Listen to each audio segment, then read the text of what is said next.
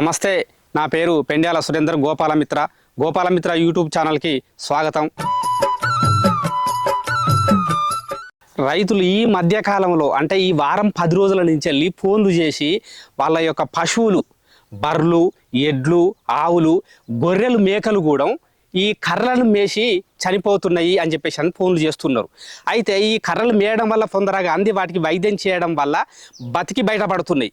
ఒక్కొక్కటి బాగా కర్రలు మేయడం వల్ల వైద్యం చేసినా ఆగుతలేవు. అసలు దీనికి కారణం ఏంది అని చెప్పేసి అని మనం తెలుసుకున్నట్లయితే, రైతులు మక్కలు వేయడం వల్ల ఈ మొక్కజొన్న చేన్లల్లో మొగి పురుగు వచ్చి వాటిని ఇబ్బంది పెడుతుంటాయి, పంట నాశనం చేస్తుంటాయి. ఆ పురుగు ఉధృతిని తగ్గించడం కొరకు రైతులు అనేక విధాలుగా ఎండ్రిన్ గోళీలు వేయడం లేదా మందును ఎక్కువ డోస్ చేసి బాటిళ్లతోటి పోయడం వల్ల ఈ సమస్య నివారణ అవుతుంది అప్పటి వరకు. కాకపోతే ఏందనంటే ఈ పోసిన సమయంలో పశువులు పోయి మేసినట్లయితే చనిపోయే అవకాశం ఉంటుంది.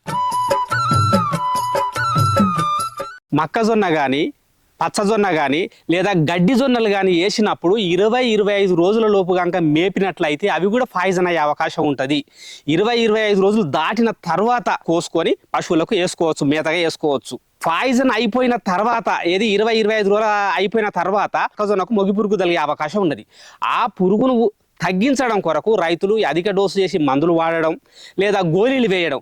గోళీలు వేసిన పెరడును పంట చేతికి వచ్చిన తర్వాత కూడా అది కనుక పశువులకు వాడితే అది పాయిజన్ అయ్యే అవకాశం ఉంటుంది. ఆ గోళీలు అనేటి ఎటు పోవు, అందులోనే ఉంటాయి. ఆ కర్ర చుట్టూ ఆగిపోయి, మొగిలల్లో ఆగిపోయి అట్లనే ఉంటాయి. కనుక అట్టి సొప్పను కాలబెట్టడమే మొత్తం. ఒకవేళ పంపు మందు కొట్టుకున్నట్లయితే అది గాలిలో తేలిపోద్ది. కనుక అట్టి సొప్పను పశువులకు మేతగా వాడుకోవచ్చు. మొక్కజొన్న కర్రలకు రైతులు గోళీలు వేసినప్పుడు ఆ కర్రలను కనుక పశువులు మేసినట్లయితే రైతు ఒకవేళ గమనించకపోతే వాటి లక్షణాలు ఎలా ఉంటాయి, పశువు వనకడం కానీ లేదా పశువు నోటి నుండి నురగ రావడం కానీ ఇలాంటి లక్షణాలు కనబడతాయి. అప్పుడు అది గమనించి పాయిజన్ అయిందని తెలుసుకొని పశు వైద్య సిబ్బందికి కానీ, పశు వైద్యులకు కానీ లేదా పశు వైద్య శిక్షితులకు కానీ, గోపాల మిత్రులకు కానీ తెలియజేసి వాటికి ఖచ్చితంగా వైద్యం చేయించుకోవాలి.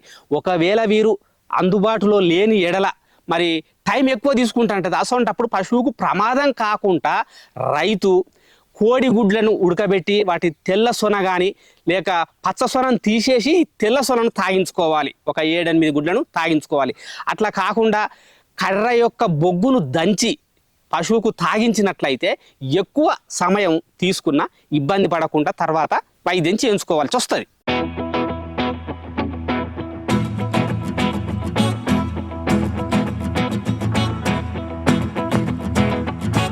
ఇది ఈరోజు విషయము.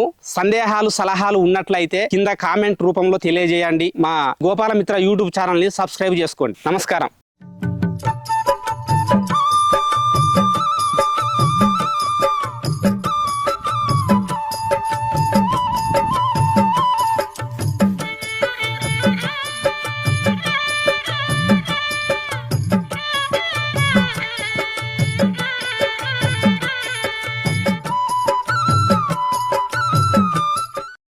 నమస్తే, నా పేరు పెండ్యాల సురేందర్. గోపాలమిత్ర యూట్యూబ్ ఛానల్కి స్వాగతం.